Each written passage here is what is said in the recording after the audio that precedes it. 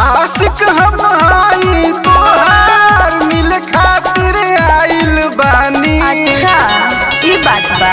अरे हाँ हो आशिक हम आई तोहार मिल खातिर आइल बानी।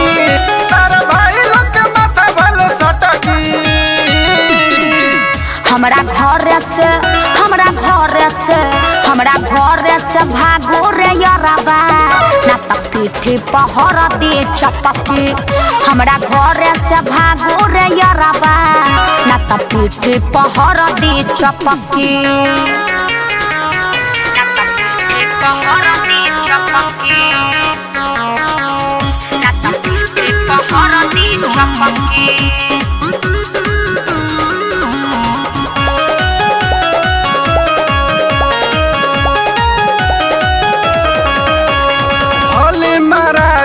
भले पिटाइब हंस न जाइब रे। सोनू रे यारबा मानू कहनवा जागल बा भाई रे। अरे बतिया बुझो भले मराइब भले पिटाइब हंस न जाइब रे। सोनू रे यारबा मानू कहनवा जागल बा भाई रे। अब तोहर सुनत हमर खटकी। हमरा घर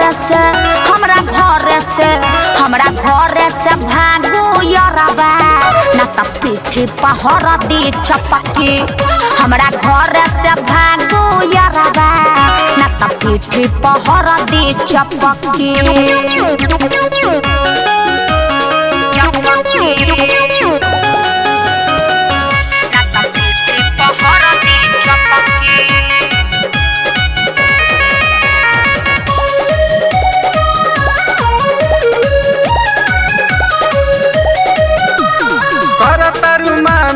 काहे ए जाना सट सटावो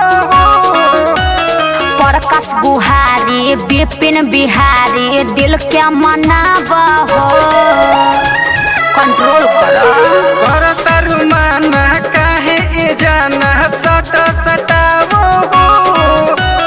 प्रकाश बुहारी विपिन बिहारी दिल के मनावो।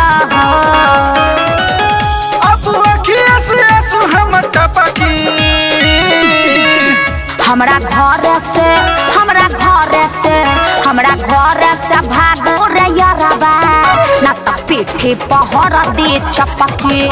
हमरा घर से भागो रे यारबा ना त पीठी पहर दे चपकी। आ केहू देखी तब